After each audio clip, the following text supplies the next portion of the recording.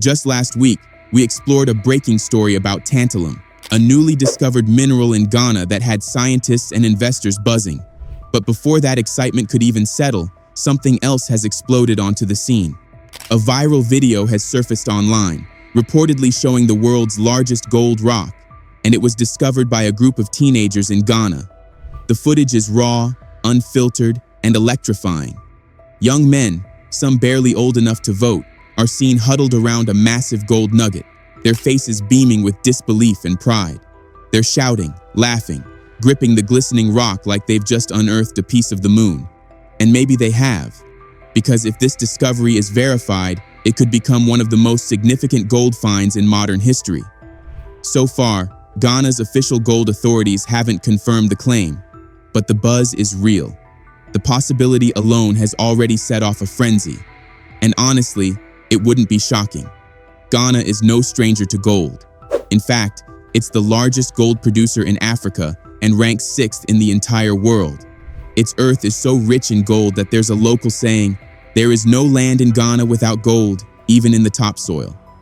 That deep-rooted abundance is exactly why Ghana was once known as the Gold Coast, a title given by colonizers who came chasing exactly what these teenagers may have stumbled upon. Today, gold mining isn't just a job in Ghana, it's a tradition, a cultural backbone. From small-scale miners to major companies, Ghanaians have built their livelihoods digging into the past to power their future. And now, thanks to a single viral video and a group of lucky young men, the world is once again looking to Ghana, not just for gold, but for gold stories that could change everything. Since the video went viral, reactions have poured in from around the world. Many viewers are cheering these young men on, calling them heroes, pioneers, even symbols of hope. But not everyone is celebrating. A wave of concern has followed the excitement. Some viewers believe these men might be part of Ghana's shadowy world of illegal gold mining. In Ghana, they call it galamsey, a word that carries both desperation and danger. These miners often have no license, no safety equipment, and no legal protection. Just bare hands, rusted shovels, and an unshakable hunger to survive. Galamsey is everywhere. Young, unemployed men scattered across the countryside, digging through soil and rock, chasing gold dust in the hope of a better life. Some rely on old-school panning, washing dirt through sieves, watching for that telltale shimmer.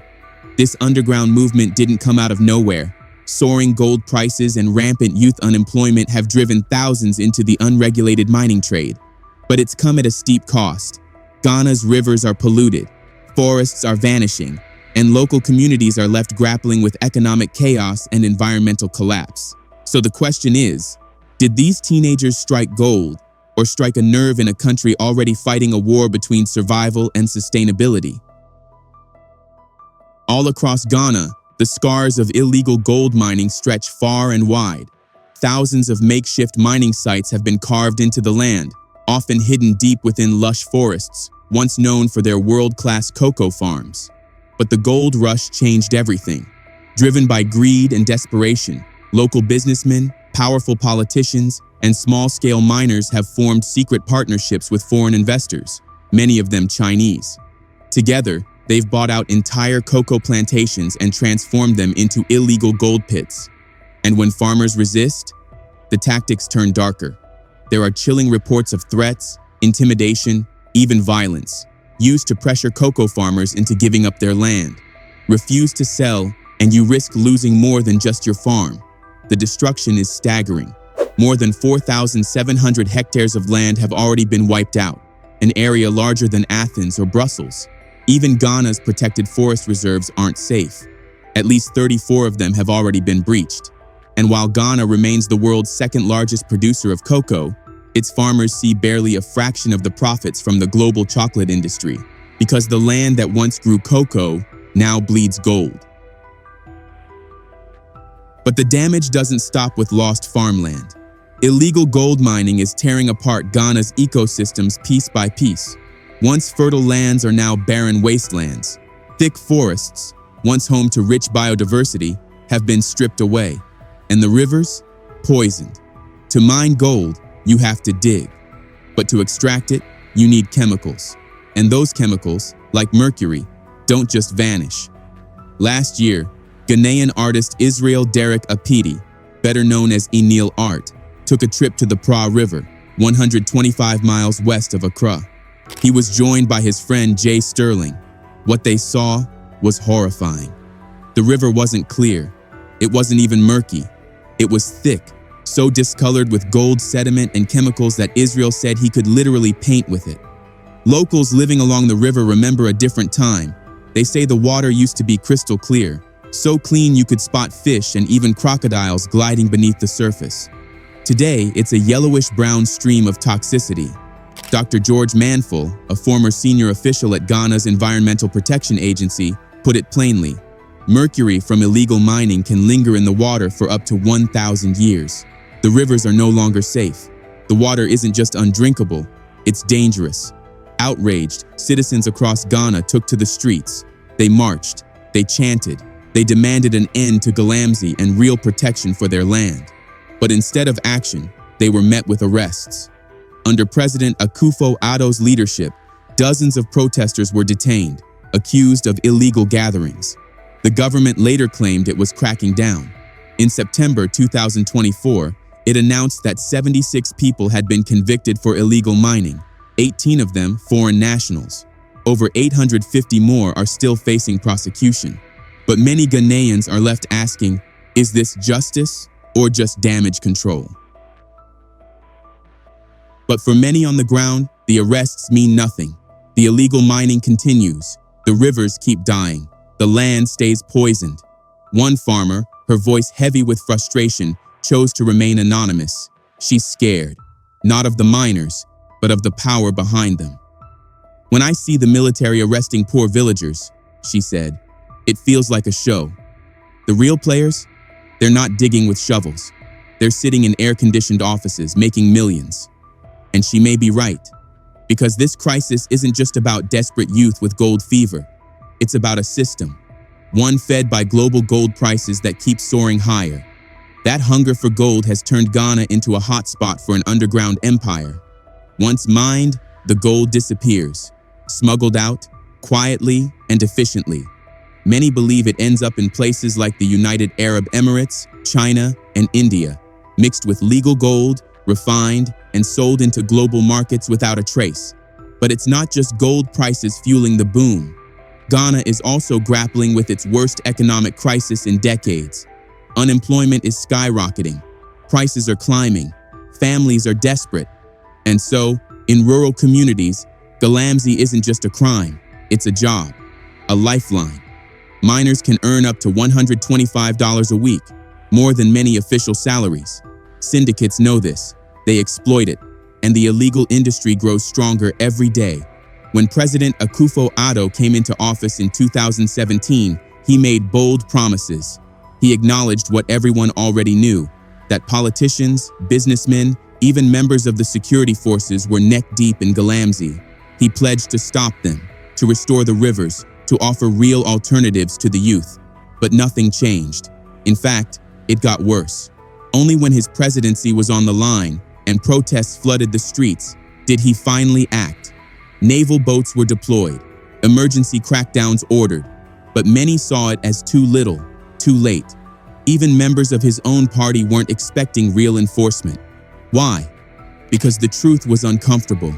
In the mining districts, where Galamsey runs deep, the illegal economy had become a political weapon, and with elections approaching, cracking down on Galamsey meant risking votes. So the land kept bleeding, while the silence of power grew louder.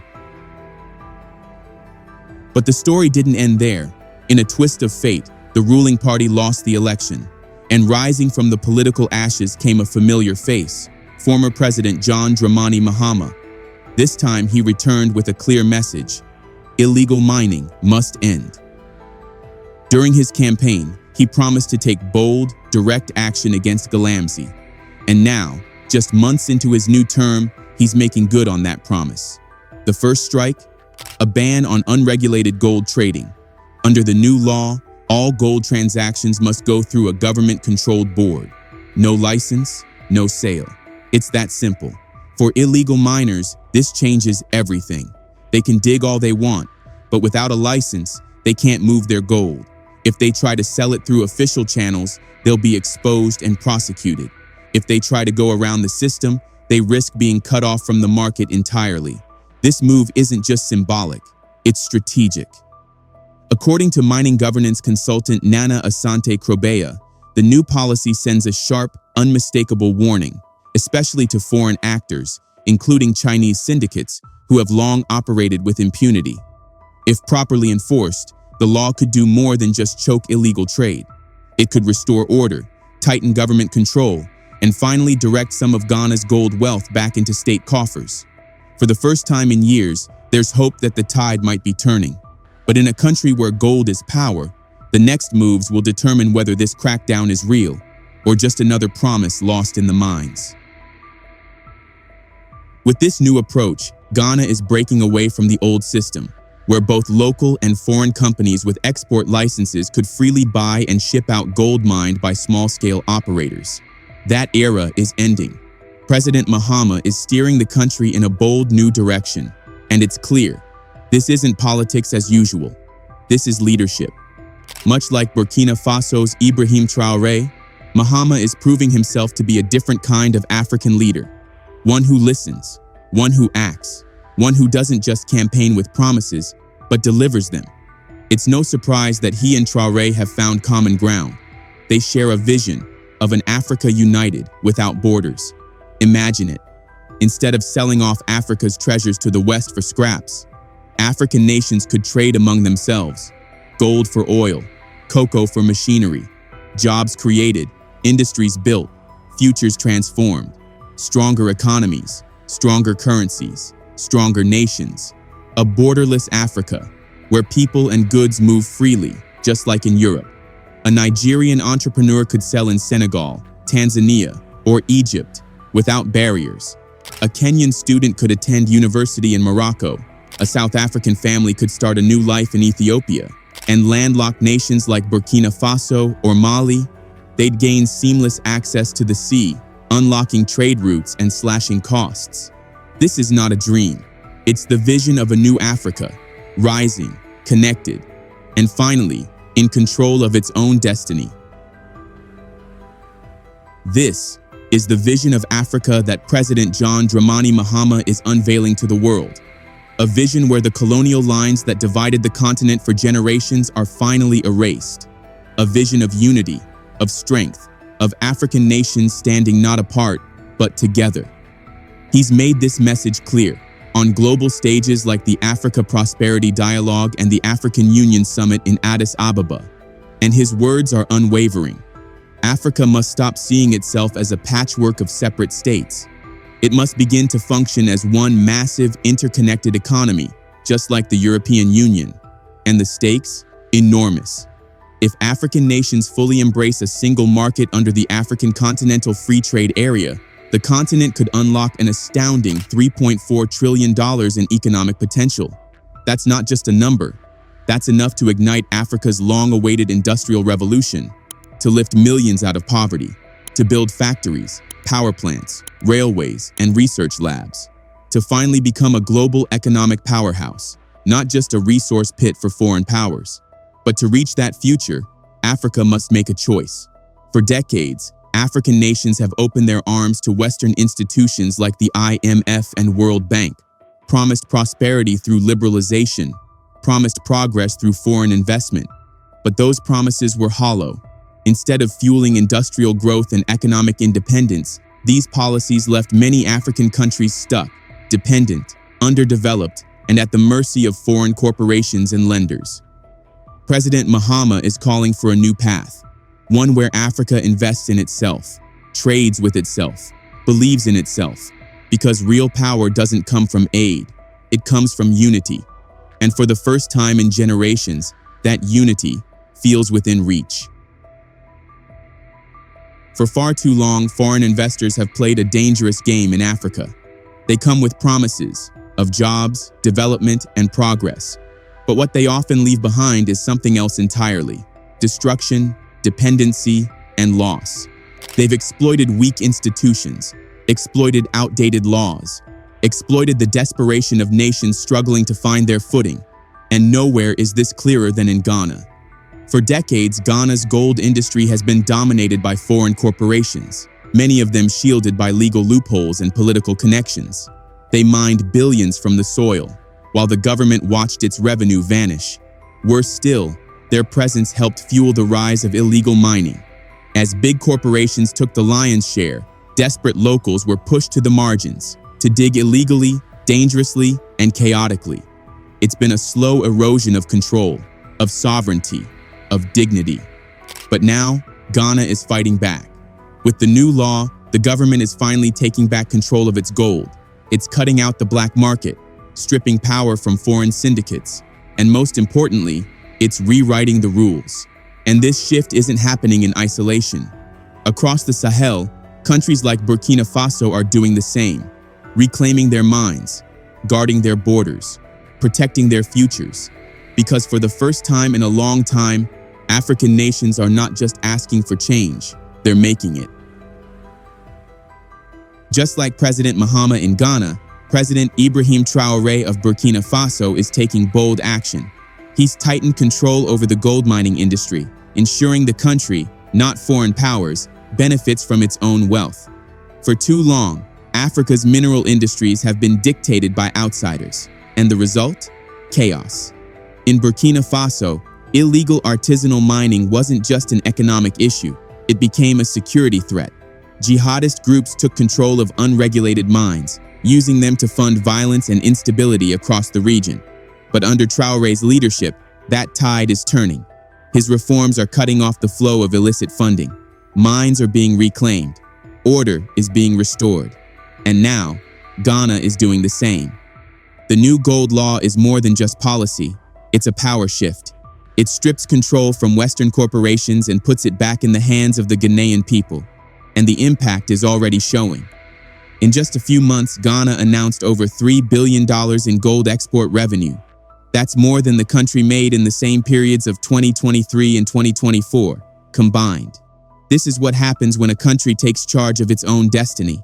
While some African nations still view new mineral discoveries with fear, worried about corruption, conflict, and exploitation, Ghana is showing that it doesn't have to be that way. With leadership, with vision, with the right laws and the courage to enforce them, a nation can rise. So, what do you think? Are we finally witnessing the beginning of Africa's gold revolution? Let us know your thoughts in the comments below. Don't forget to like, share, and subscribe for more in-depth stories from across the continent.